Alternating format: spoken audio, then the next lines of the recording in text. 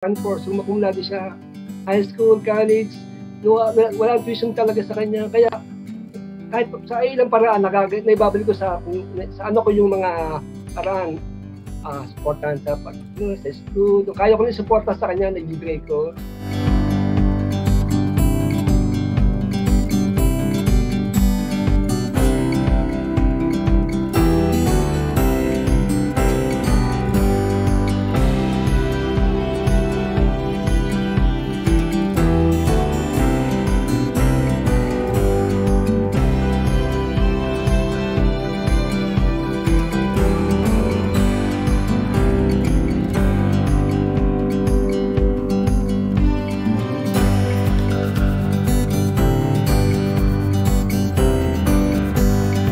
May pagkakataon na hindi ko siya nihatid minsan pag may pasok ako.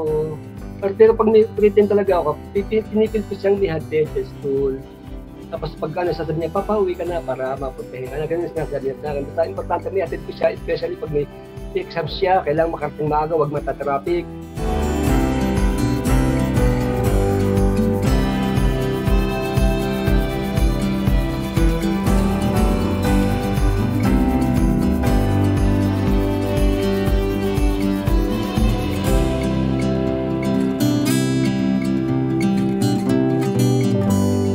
Pag sa budget, pag nilaban siya, kahit napupuyat kaming mag-asawa, talagang talaga, tutuwa naman ako, pero yan support ko talaga sa ka.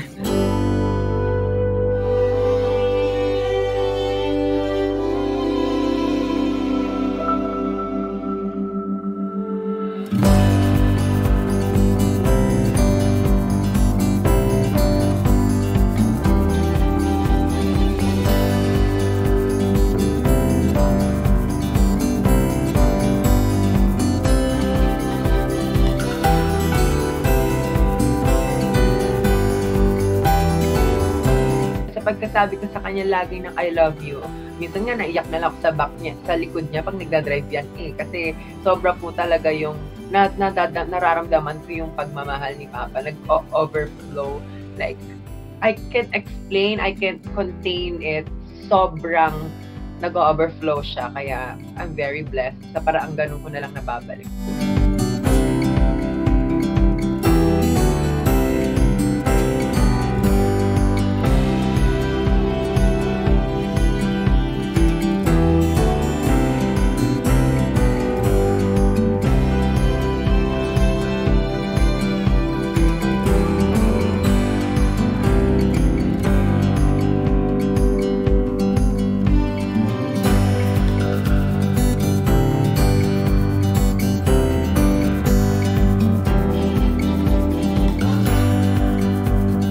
Gagalingan ko pa sa school, sa work, kasi marami pa akong gustong ibigay para sa papa ko at saka sa mama ko na hindi ko pa rin ganun nabibigay because of the education, and alam ko na intindihan nila. But soon, malapit na, gagraduate na.